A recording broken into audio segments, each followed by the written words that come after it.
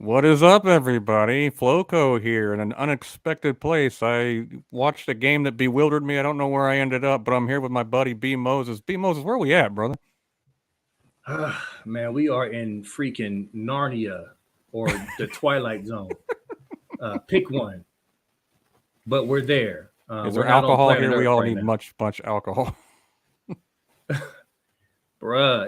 It just listen. I don't even know where to start with this game, but yes, got my buddy, as you know him out there, as Florida Corey, joining me for this post game live. Man, I feel like I need a priest and and an altar as well. Oh Good man, lord. it was about as frustrating a game as there has been this year. I don't think there has been a more frustrating game this year. Penn State was frustrating, but you could understand it sort of, because it's in Happy Valley, the 6-1 team playing for their season.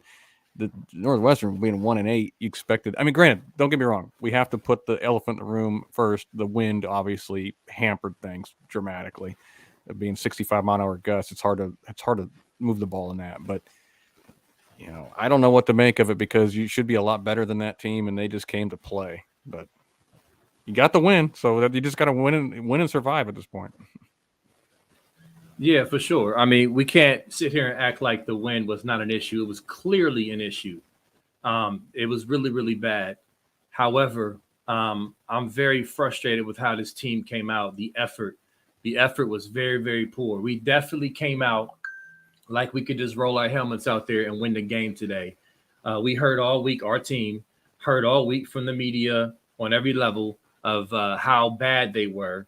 1-7.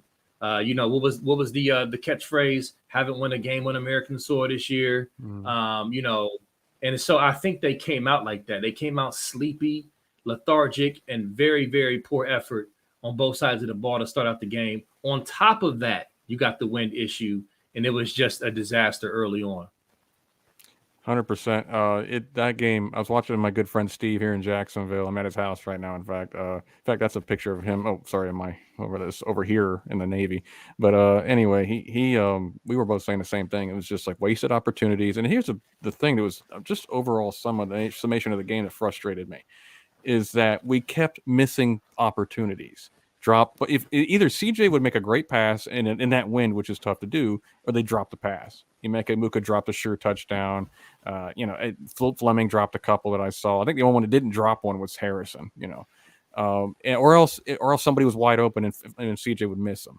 So it was just like it just could never quite get in sync. And then the running game, it was pretty obvious that Mayan Williams is still hampered. Yes, that field is slow. I get it. It's windy. It's rainy. The grass is longer than normal. It's hard to cut on. But Mayan looked slower than normal, in my opinion. He looked like he couldn't make the cuts Yeah. like he normally can. And the offensive line could not get quite the push that you would expect. Um, I don't think they played an extremely good game at all. And the offense just was dysfunctional from start to finish. And just did enough. And I'll be honest with you, the play of the game, CJ running the ball for everybody. So CJ getting like a 35, 40-yard run, which obviously we all called, right? That was on a bingo card before this game. Yeah. That's one of the kind of curious kind of things that make you chuckle about this game is CJ's CJ's run game today was Yeah. otherworldly. But yeah, to get back to what you were saying, first of all, I think Mayan is still clearly dinged up. He looked Hmm. slow.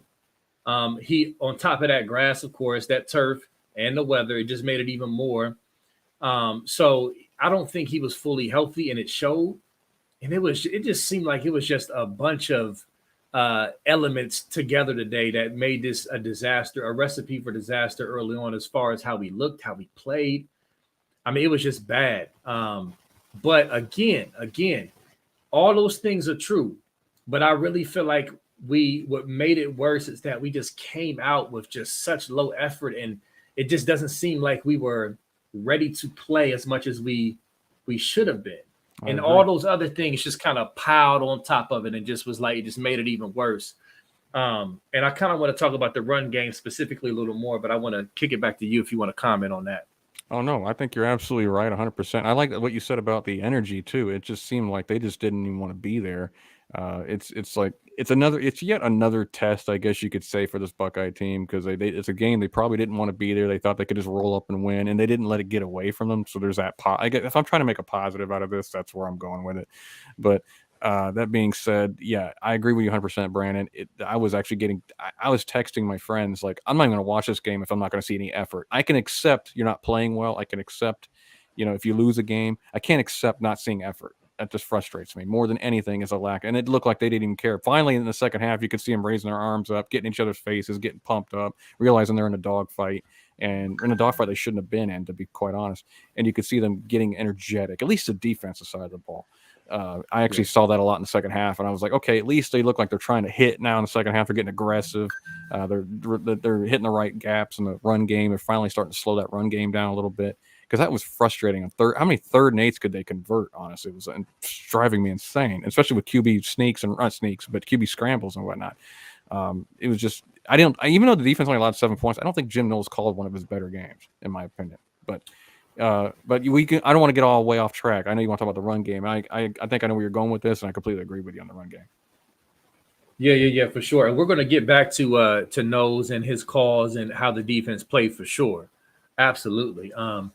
But as far as the run game goes, first of all, it's not just one thing from what we're seeing. If we're watching what's going on, it's not just one thing. Like, I mean, you can go back and watch games and you can see on certain plays the O-line not getting enough push, or one player getting blown up, or a running back not hitting the hole when they should have. The hole was there, but they didn't, hit the hole properly. Predictability with the play calling, where they're just keying after what they know is about to happen and making it much easier to stop. I mean, you got all those things working here. Now, I think, in my opinion, it's a combination of, okay, we're playing Northwestern, Indiana, Maryland down the stretch. We can run our basic plays, put a hat on a hat, and just be able to do it just fine. But when you have, other guys on the other side of the ball with good coaches who can practice all week and prepare for that, and then put on top of that your guys, not ready to fire off the ball and play better, I mean, they're going to stuff that. Like our stretch run. It's like, it's not, they're eating that up. And it's a combination of the predictability, in my opinion, and also the lack of physicality at times from the O-line. And then, of course, getting upfield. We're dancing a little bit too much. Mayan was getting his Dancing with the Stars on today, especially, instead of getting it upfield. Hey, he was just honoring Henderson, okay? So he was just honoring Henderson. Right. So his brother Henderson was Right. not playing, so he was just like, "Let me dance for you, brother. I got you." This is like it was like a Footloose 2 or something going on, and they were just, I heard Kenny Loggins in the background. It's ridiculous, but I agree with you. I said that to my friend Steve. I was like, "Man, why is Mayan dancing so much in this game? It's just pick a hole and go. Sometimes it ain't going to be there. Sometimes you make the wrong decision, but if you're going to make the wrong decision, go 100 mile an hour. Don't dance around it and lose yardage because you couldn't make a decision. That's even worse than get in the wrong gap. But I actually felt there were times the holes was there, and he just I don't know. He just didn't want to. I don't know what it was. He just didn't want to go. He was trying too hard. But I think it got to a point, Brandon, where we were struggling, and there was guys pressing to try to make a big play because they knew we needed it. I think Mayan was probably caught doing that a few times. Wouldn't you say? Yeah. I mean, honestly, we could literally, and we have not rewatched the game yet. And we're going to get a lot more to glean from once we rewatch the game. That's how it always is. But on initial watch, I do think there was a little bit of that too, because of course you're frustrated. Like, man, this is Northwestern, man. We should be mashing these dudes. We're not playing well. We're not matching their intensity. Let's press and try to make something happen so we can all relax. That's human nature. Yeah. And I definitely saw some of that. And so that just made it even worse, because at the end of the day, as bad as they are, Pat Fitzgerald, was bowl. He was going to have them ready and playing well and sound, despite how bad they are. So if we're not playing the way we should, they're going to be able to take advantage of little things that we're not doing. And I think we saw that, especially against the run. It was crazy because it seemed like Northwestern was making the plays they needed to make. We weren't. They came out fired up. We didn't, and yet we still won by double digits to show the talent gap in the teams. I mean, I don't know. it's kind of frustrating because Brandon, 3 weeks in a row now, our run game has not been great. And after what seemed like a solid start to the first half of the season, where we were running over everybody, and it seemed like it was almost effortless at times. But again, it goes back to the health of the running backs. Clearly, neither one of them are 100%. I really wish we would throw Chip or Dallin in there a little bit to kind of relieve these guys a little bit and get them some reps heading into Michigan week. Because I just, you can't just have only one of them going in against the team up north. You got to have both of them, or you got to have more. And honestly, I was seeing like guys just get beat in the run. I saw on 4th and 1 when Mayan tried to break it outside, Paris just got dog walked into the backfield. And I'm like, God, Paris, man, you're better than this. You're a lot better than this. I know Northwestern's going to play with all the physicality they can because this is their Super Bowl, but I mean, I understand it. And it's also, you come off an emotional win against Penn State at Happy Valley. It's tough to get yourself up every week. I get that. But you guys, I hope this is a lesson for them that they can escape with the win, but they realize you have a target on your back. You are Ohio State. You're a top 5 football team. You're still one of the best teams in the country, even after today, because we're still the only team that has won every game by double digits. So I look at it and say, guys, I hope Brian Day has messaged you. Like, look, anybody, even a 1-7 team can come up and bite you if you let them. And so every game from here on out, we have to take seriously. And I said this on my own podcast. I said, do we just kind of like put guys on a pitch count until we get to Michigan? And I'm going to correct myself. And I think Johnny's absolutely right on this. My co-host Johnny is that you got to just have everybody ready to play every game and show that you guys, we're taking everybody seriously from here on out. Yeah, absolutely. I 1000% agree. I mean, I get it. It's like all you really can do at this point is try to learn from it. Like you said, the game's over, but you have to learn from it because I understand the logic of the pitch count. And listen, man, we got some games we should win.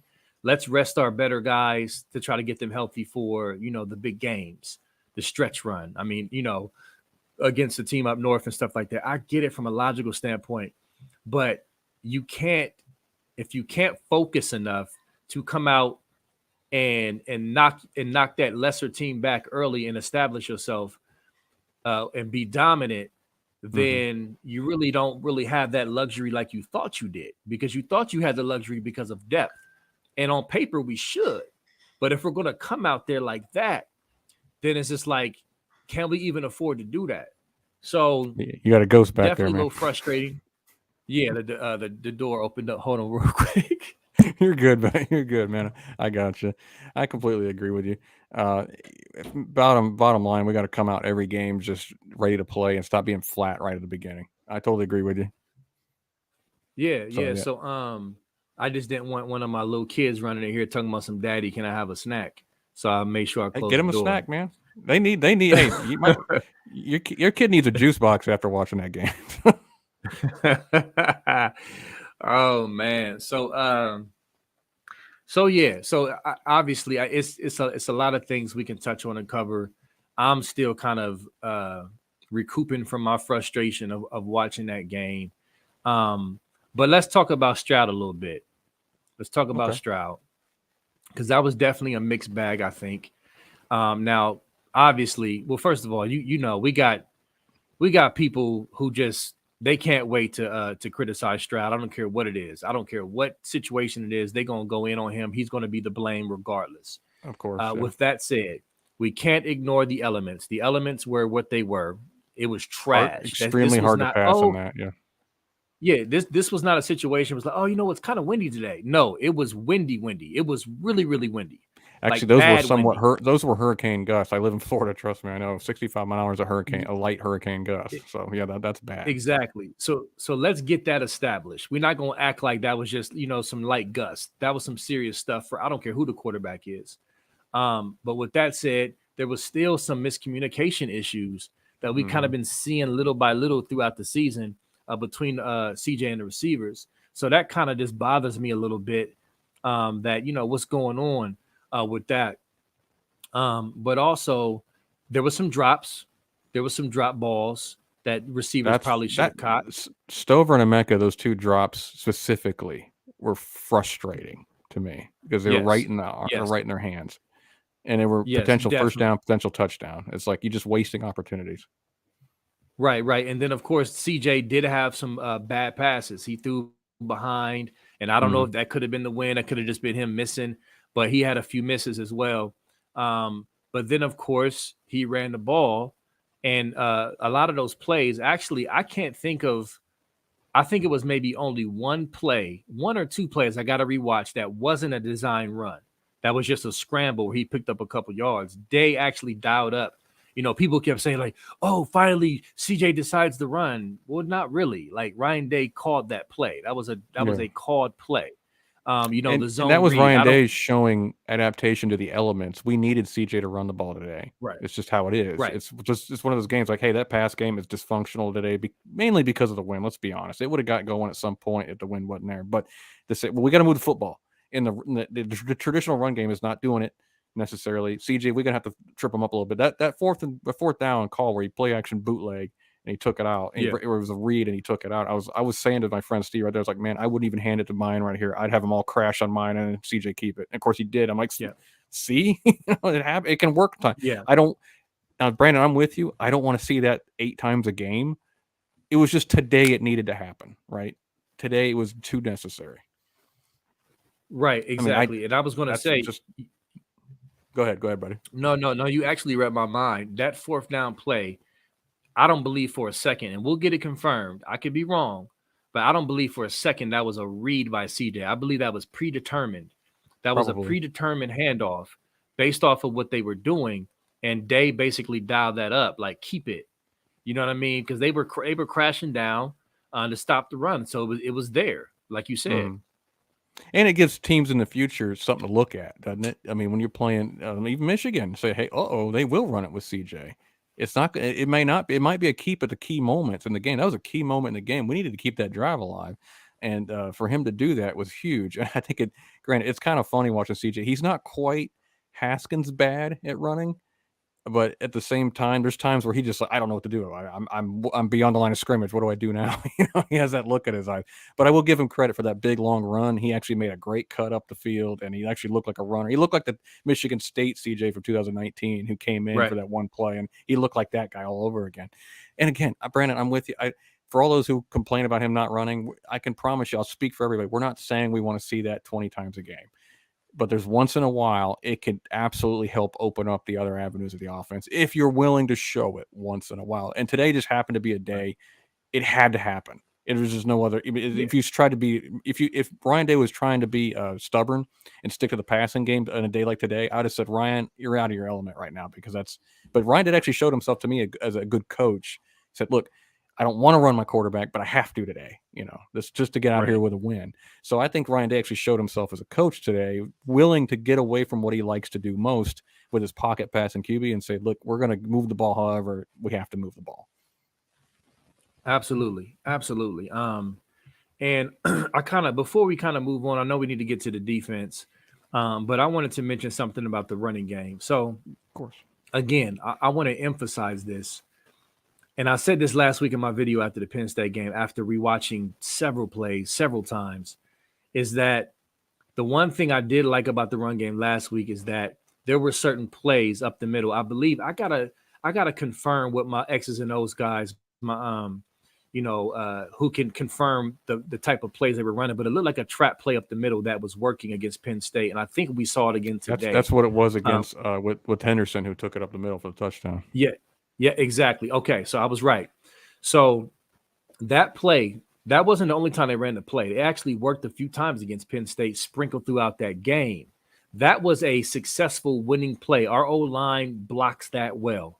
For whatever reason, we're struggling with the stretch plays. And of course, the pitches, the short pitches to the short side of the field. You said what, Corey? We have for years now, like the last since 2020, we've struggled with stretch plays. Right. So I'm saying that it's not just the O-line can't block enough or be physical enough. That's a part of it, but there's certain plays that they're just blocking better, and they're just more productive. So we need to make sure that we're calling the plays that are actually working and adjusting off of what maybe we're doing that's not working and make the defense kind of overreact. We just need to do something a little different because we are a little predictable with some of our run plays. I get it. They shouldn't be able to stop it anyway, but they have been. So we have to kind of change some things up, man. We're just too predictable in some regards with the run plays. But I did like how against Penn State, for example, we came back off the mat, hit them in the mouth, and finished the ball game running the ball well. Like that was a glimmer of like, okay, we got something here. But yeah, today was just compoundedly bad. I know that's not a right phrase, but I'm making it up right now because of the elements and everything else going on. It just made it worse. Mayan being dinged up. It was just really, really bad to watch. It was really the perfect storm for Northwestern to actually get an upset, and they didn't do it. So you got to give Ohio State some credit for that. The silver lining of this is they didn't allow the upset to happen, and they took over the game late in the game. Again, we've got to start off faster than this. We got to play better from the beginning. We got to get up for these games. But again, it's another game where they say, okay, we're in a dogfight, but we're gonna win the game in the fourth, and they went and did it. And I remember it was 14-7. I was kept telling Steve, one more score, that's game. This game's over with, because I did not believe Northwestern could put 2 scores on us. So, but I guess that transitions into the defense a little bit. I don't, Brandon, what are your overall thoughts on how the defense played today? Yeah, let's get into the defense. Before we do, let's give a shout out to Lanny Stills after the game. Absolutely. And we need lots of it, Lanny. Absolutely, Lanny. We need some heavier stuff. We need some whiskey here too. Man, we need some heavier stuff. Man, listen, it's definitely one of those days. Just the frustration levels. But yeah, man, let's definitely talk about the defense now. So, all right, you mentioned this wasn't Noah's best game that he's called. I would certainly agree with that. I know, and I got to go back and rewatch, but it did look like Does that mean Cody we both Simon want was Knowles out there fired? I bet you somebody out there does, though. You know how goofy fans can be at times, but I think it was a combination as well on defense. I'm not going to act like it was just one thing. First of all, we didn't wrap up all game. It was constant, guys slipping through our arms and not wrapping up. Like what should have been a 9-yard loss end up being a 1-yard loss, or not a loss. So that right there was frustrating. But we seem to be in a 4-2-5 a lot of the game, despite them picking up 6 to 8 yards a pop on first down.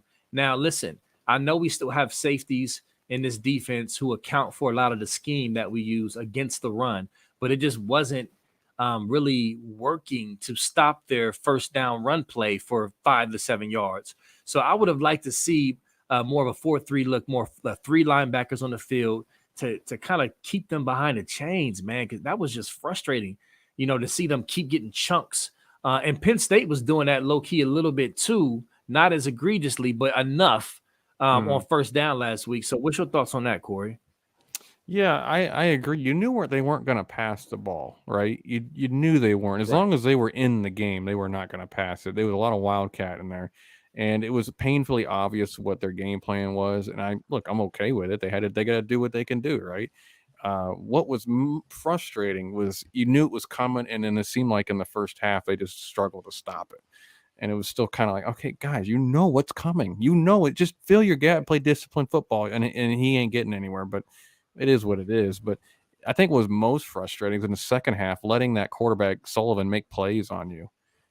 You had him in the backfield, God knows how many times.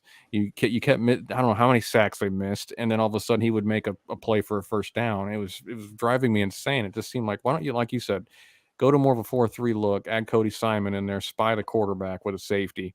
All you need is, I understand in the second half they tried to spread us out a little bit more. I get that, but you can't, they're not going to pass the ball, so you can't really, in my opinion, adjust to that. You need to play your game. But I do like the fact that Noel started getting more blitz happy with the run game, because it was frustrating me that we seemed like we let them come to us instead of us taking it to them. Right. We weren't playing aggressive for the first half, I didn't think.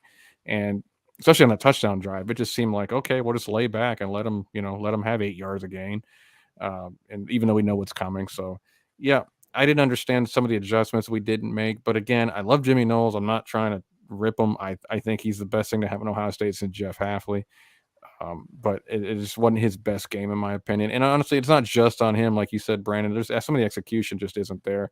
I'll say one thing though. I don't understand this way of thinking, Brandon. When Ryan Helinski came in, right? Because Sullivan got hurt, and we knew what he was. He's a pocket passer. He's not going to beat you with his feet like Sullivan can. Let me ask you, Ryan, my call, first play, crushes the quarterback, gets by his guy, crushes him, and then the next play he's out. I do not understand that way of thinking in rotation, because unless Hall's just hurt that I don't know about. Because I'll tell you, dude, that you knew they were going to pass the ball. They were in every passing every down situation. My call is you're easily your best interior pass rusher. I don't understand that way of thinking. He crushes the quarterback, causes an incompletion, and you take him right out. I don't get it. No, that's a great point. I'm glad you brought that up, because unfortunately it wasn't just Mike Hall that was not out there when he should have been. JT was getting pulled on key third downs. He wasn't out there either. You know what I mean? So it's Who's like a better pass rusher than JT right now? no one. So that's curious as well. I'm very curious to see when I go back and rewatch and count how many times he wasn't in the game on third and long. So I don't know what's up with the rotation of the D-line today. That was definitely weird. But I think it kind of just goes back to the head scratching lack of effort and lack of readiness to play this game on all levels. It just seemed like it was just like, okay, yeah, Northwestern in a row, man. Let's go get some wings after this, fellas. That's kind of how the approach was. They're probably and still it doing showed on the field. Right. I wonder what kind of wings they all eat. Anyway, they better be eating hot wings. I don't want to see no softies eating mine right now. But that being said, I agree with you. It's like it. I'm glad the defense picked up the effort in the second half. And again, it's hard to complain about 7 points, even though it is Northwestern's offense, which is terrible. If anybody deserves more blame today for being a close game, you could say our offense does for not being able to sustain any drives. But the defense, to me, I am shocked at the level many third downs they allowed to happen on third and long. Even it's just not like our defense, especially when their offense is so one dimensional. You know what's coming, and it just kind of made me think of the night, man. If we go up against Michigan, this is going to be a heck of a fight, because they're an excellent running team, and they can do it traditionally. They don't have to do it with sneaky and and zone reads and all kinds of things. They could just straight up run on you. So the team needs to. I need to see that in this team, that they have that fight from whistle to whistle. I don't want to see third quarter you come out, okay, now we're prepared to fight. You need to be ready to go from the first whistle. And they, in the last couple of games, they just don't seem like they have been. I got into an argument with a Buckeye fan though. During the game when he said the defense came out slow last week too. I was like, dude, they had 2 interceptions from the defensive linemen like first couple of possessions. No, they didn't come out slow. They didn't play extremely great either, but they didn't come out slow. Right. This game, they came out slow. I mean, it was like, okay, the first drive was good. Second drive was a miserable mess. And then the rest, then they were able to control the clock on us continuously. So I don't know. There's no rhyme or reason outside the fact we didn't turn the ball over. We should have won this game, and we're more talented, because it felt like for a long time Northwestern was in control. Yeah. For sure. And I think that's a good segue to something I want to touch on that I'm seeing in the comments, and not just these comments, but in general, which I get it. After watching a game like this, it's easy to make, declarations, paint with broad brush declarations of the future. So number one, the comment, oh, if we play like this versus Scum, we're going to lose. Duh. Yeah. Obviously, that's the case. I 1000% agree. We cannot play like this against the team up north, period. Mm-hmm. So that's a given. I think even they know that. Yeah. But what the funny thing about it is, though, flipping it before I go on with my point, flipping it to Scum, if you read their message boards and listen to their media, they were saying the same thing, about being tied up with Indiana at the half, 10-10. Indiana's not good. They're not a good football team. I'm not saying Northwestern is, they're both not good teams. And then other games, just, Maryland, and, you could say the same thing. They can't play this way. And none of Maryland those games was sneaky good until today. Right. Exactly. But I guess my point is that we definitely understand this. I guess what I'm saying in response to that is, yes, I agree, but also we've seen too much football to just believe that Ohio State is going to come out with the same effort against our rival. Like that I just don't see that happening. Like we clearly overlooked Northwestern. If you could ever say we're guilty of overlooking a team, it's this game. Yeah. Like flat out. So I'm saying like Penn State, they're a better team than Northwestern, right? They're especially a better team at home. Mm-hmm. We didn't play perfect last week, but we played way better against Penn State than we did Northwestern because the effort was there. They were up for the game. They took them seriously. So what I'm trying to say to you is that, yes, we can't play this way, but let's not try to superimpose today on other games as if they're the same. They're not. Well, Right? look at both of our national title years. We had so many games that were so stupidly close. You figure, how are we going to beat Miami? How are we going to beat Oregon? How are we going to beat Alabama? How are we going to beat even in the 2002 year? How are we going to beat Michigan? You know, it's I agree. You can't. It's not. No one game means not anything for the next game. Obviously, you can't judge a season by one game. Obviously, but we can definitely look at the last couple of weeks and say we're not playing well in certain areas. Yeah. Looks like you cut out a little bit at the end. What was your last point? I was saying, it's like you can tell by the last couple of weeks. I mean, you could say by the last couple of weeks there is a pattern, unfortunately, that we were not playing well in certain areas. I agree you can't go by one game, but we haven't really run the ball well in 3 weeks. And it's I don't know. Again, I don't know why the passing game has been up and down last 3 weeks. I mean, the defense seems to be consistently pretty good, at least creating opportunities. I mean, they weren't great against Penn State, but they did create 4 opportunities for us to be in scoring position, and they actually scored 7 themselves. So, today I thought the defense didn't create a turnover, but because there's not really much to be had, the ball wasn't in the air enough to really create a turnover today. But they held us in the game, while our offense was putrid for a while there. And that seems to be the way our defense is. But we, over the last several weeks, to get it back to the point, is I think we're starting to see some very not, some patterns that we need to break. We need to get better in the run game. That needs to get picked back up. The passing game needs to be more consistent. Offensive line needs to get back to being maulers like they were earlier in the year. I don't know what the change that needs to take place, but we definitely need to start seeing things trend upward starting next week. No, for sure. And just to be clear, patterns that we've seen the past few weeks and today's effort is 2 different things, in my opinion. So yeah, I agree. I think, and this is just for the audience. I'm not saying you don't agree, Corey, but I'm just trying to make this clear that today's lack of effort and unpreparedness was its own animal. Like the pattern of issues of having trouble running the ball and even allowing the team to pick up too many yards on first down, that was compounded and made even worse because of our lack of effort today. You feel me? So I agree. Yeah. I guess what I'm saying to you out there is that this is not denying that, there's not issues. It's just simply saying today's effort and today's, I guess, recipe of everything that came into play can't be superimposed on the scum game and say, oh, we're going to play like this, we're going to lose. Like, no, we're going to see a different team against scum. Now, with that said, the issues we've been having, we have to get that better and clean that up. I'm just saying, effort-wise, it's not going to be the same. I agree with that. It's like the 2001 year was such a great example. 2004 is another great example where Ohio State teams were clearly not as good as the Michigan teams throughout the season, and we went and still beat them. I mean, that game's just different, and we can't let the one loss last year dictate to us as fans that that's how we're going to play every year against them. We know Ryan Day understands the rivalry extremely well, and we understand that's a game he doesn't want to lose more than any other game. So I'm not worried about effort against that team. I've seen years where I felt like, okay, 2018 was a great example. I really did not see that coming. Did anybody see 62-39 coming after that Maryland game?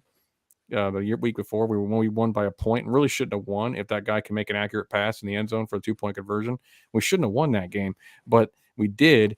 And then I thought the next week, I was like, man, I don't know about Michigan. Michigan's playing well. They got a top 5 defense. I don't know how we're going to beat them next week. And then we come out and just, it's almost like no effort. We run roughshod over them. So you never know with that game. So you can never gauge what that game's going to be because of what the season holds. You just got to realize that game's its own entity. So Yeah, no, that's an excellent point. And I was thinking about that earlier, and I'm glad you brought it out because that's my point. Like, that's an example of how, like, shoot, even last year, we could flip it when we blew out Michigan State at the crib, right? And so there was a you lot of should rename it the confidence, crib. obviously. Yeah, I mean, we blew them out, and then so you think about the scum game next week, you have a little bit of confidence, like, man, Michigan State beat them. Yep. We should handle business, but it didn't happen that way. So I guess what I'm saying is, yes, we need to get better. Yes, we need to improve on these things that we're seeing. But today's effort doesn't automatically mean it's going to happen against scum. But here's the other thing real quick, Corey, is that this is just my opinion, but I feel like today's lack of effort might be slightly connected to preparing and thinking and planning for scum. And what Probably. I mean by that is that I watch all the player interviews. I watch the coach interviews. I can pick up little nuggets from that. This last interview session, 3 or 4 players mentioned the scum game and how they were looking forward to it and excited about it without being prompted, really. Mhm. So to me, in my mind, I'm thinking, okay, Day is getting them ready. I can tell in the coach's room, he's explaining to them. He's like, he's sprinkling it. Okay, now it's time to ramp up and get ready for this game. And we need to rest some guys and get ready for this game. Get in there and get a win and get out, whatever. And I think we it's kind of damned if you do, damned if you don't. It's a tough thing to walk, but clearly we kind of got caught sleeping today. No, You feel me? Does that make sense, Corey? No, I agree with you. I think they were looking forward to another game. Look, this team was 1-7. They lost to Iowa by 20. We smoked Iowa. I mean, I think we kind of figured we'd go in. Here's last question for me today, for you, B. We saw last year they struggled in the snow against Michigan. Today they struggled in the massive wind. I understand the elements, they do impact the game. There's no denying that. But does this team struggle to play in weather? You said that's the question? Yeah, that's the question. Does this team just struggle to mentally play in weather? So here's the thing. I guess my pushback against that is CJ Stroud threw for 394 yards in that weather at Scum last year. So I can't, and I've rewatched that game. I know a lot of people avoid that game like the plague, and I understand it. Trust me. But I went back and rewatched that game a few times, and it was really, even with the elements in weather, I can't help it, bro. I have to rewatch games or it'll drive me crazy. Me not rewatching the game would drive me crazier than watching a game that was trash. Like, that's just how it is. Because I like to try to get a better handle on what's going on. But with that said, 394 in that weather. I mean, you can't, there's no way to spin that. Well, that's fine, but I'm saying the team. I mean, maybe not CJ, but the team. Does the team just not like playing in weather? Because it seems like I won't say we came out flat against Michigan, but we certainly got manhandled. So in this game, we were being out physical for a while in this game. So it's like is the weather part of it? Like, we just I don't weather's not perfect. I don't want to play in it. Well, I mean, I don't think it's a weather thing because I was, for example, I'm trying to think of the next worst weather game. And it was probably Indiana at Indiana. I went to that game. I was there in the stadium, and it was pouring down rain. And we were still, listen, I know it was Indiana, but it was still really bad weather. But we were still executing. We were still catching balls downfield, still blocking. You know what I mean? So I don't necessarily know if that's an issue more so than today just being an overlooked game and we just came out poorly. I mean, there's not. So you think it's just a perfect storm today? It's weather combined with overlooking it, combined with maybe just sleepwalking a little bit. Looking forward to the scum game, but then you add the weather element into it, makes it even harder. And it's in when you don't have it turned. Zach Smith talked about it, when you don't have it turned on all week, it's hard to just flip a switch on Saturday and you're good to go. Right. So I mean, So you needed to turn it on for the weather because it's like, okay, this game's gonna be hard. As soon as I saw the wind killing those flagpoles, I was like, Steve, this is gonna be a closer game than people now that because of this. There's no way. I looked at it, I was like, there's no way CJ can throw in this. It's just not possible. There's sometimes I think people use the wind as a crutch, Like if there's a gust here and there, like, oh, well, the wind was bad. I don't care. It wasn't that bad for the game. But this game was an anomaly. The wind was really, really ridiculous in this game. So I get it. That's why I'm not chirping on CJ too much, because he did what he finally ran the ball, did what he had to do to move the ball and to win the game. I don't think everything was his fault. There was some drop passes that were egregiously bad. He missed a couple throws for sure, but it's so hard to calculate what you got to do to get the ball to a receiver who's by the way, there wasn't great separation either. So to make pinpoint passes when the wind is this bad is extremely difficult to task. Right. Aaron Rodgers, let alone CJ Stroud. So I'm not totally on his case today. I just think the team as a whole came out flat, and they just in the bad weather just affected our game plan. Like I said, kudos to the coaching staff for making the adjustments necessary to move the ball. Yeah, for sure. It was just an ugly, frustrating, disappointing watch today. I mean, it just was, and they know that. And here's the thing: as emotional as we are during the game and frustrated as we are, it's like we've seen too much football to just say, oh, we're done, we're gonna lose the last 3 games. Like it doesn't work like that. This team is going to play better. They're going to learn from this. These coaches better get in that room and figure out what do we need to do to get this run game to where it should be, period. Because we have to look at the coaches as well. There's run plays that work for us, and there's run plays that for whatever reason we're just not doing well. So we need to figure out a better game plan to put this team in the best position to do what we need to do, period. And we need to get healthy as well. You know what I mean? So there's a lot of things to clean up and hope gets better. But at the same time, I'm not about to go off the deep end and just say, oh, it's over, we're definitely going to lose the scum now. Nah, we've seen too much ball to say that. So no, it's that's kind of where I'm at. It's over. Forget it. Stop watching. Look, hey, as long as they win, just keep watching. I mean, I don't mean as a fair weather fan. I mean, as far as keep watching with the anticipation that you're going to make the playoff and win the Big Ten. Because, I mean, if you lose and you're out of it statistically, then just watch to be a fan and support the team. But right now, we have no reason to think it's over. Just win in advance right now. You know, we're in basically the playoffs at this point, where every team is like, okay, let's try to ruin Ohio State's season. Indiana's not going anywhere, so they want to try to ruin our. They're playing Penn State tough right now, but you know, you want to. They're going to want to wreck our season. Maryland's going to want to wreck our season. Just expect these teams to come out fired up. This is their Super Bowl. They're not going anywhere. Maryland's going to go to a bowl game, but they're not going to go to a big bowl game. So what are they playing for? Ohio State's our bowl game, and we want to beat them. So we were close to beating them in 18. We're going to try to do it again. So, I mean, they're going to get everybody's best shot until they get to Michigan. And it stinks. You would like to just blow these teams out, get players rested, and be hitting on all cylinders going into Michigan. But like you said, Brandon, it looked like we were hitting on all cylinders against Michigan State when we were rolling into Michigan. So that didn't go very well. So who cares? You can kind of make the point is to just get the wins and get into the rivalry game, and then get your revenge. Yeah, for sure. And Corey, okay, there you go. You froze up a little bit.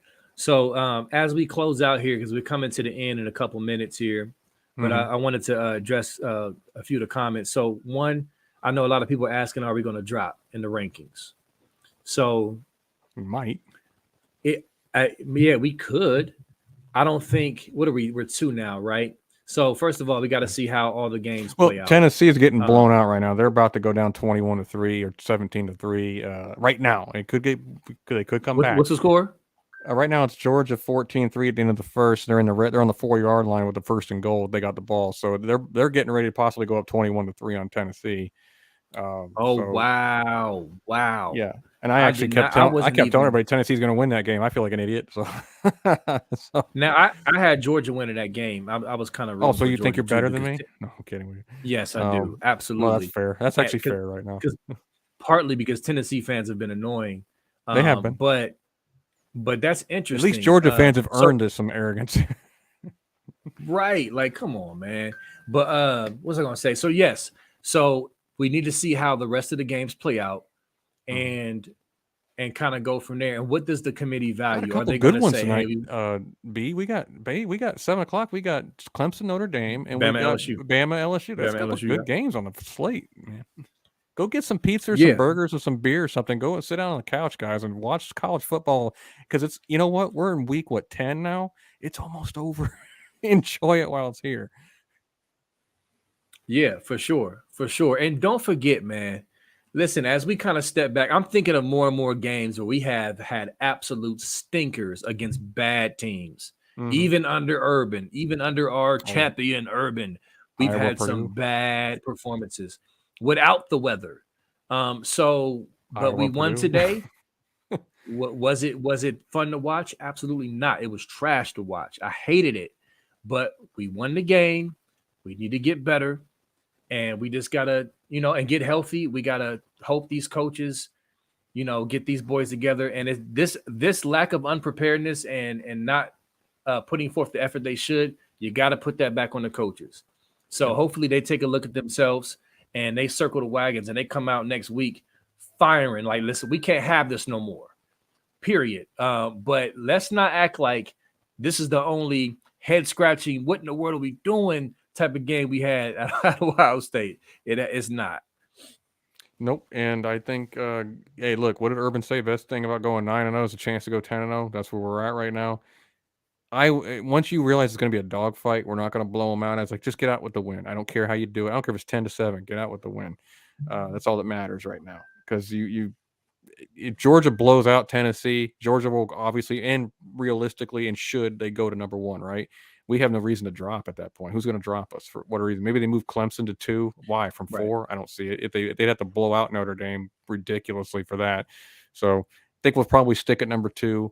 If the Tennessee game keeps going the way it's going, I don't know if it will or not. Maybe second half Tennessee comes back. I don't know, but then all of a sudden we're still in the same spot, and we won an ugly game. So yeah, exactly. And the committee, they'll probably they supposedly watch all the games. If they did, they do not. They can. They are but straight up liars. They watching BTN. What is it? BTN and 60 highlights of it.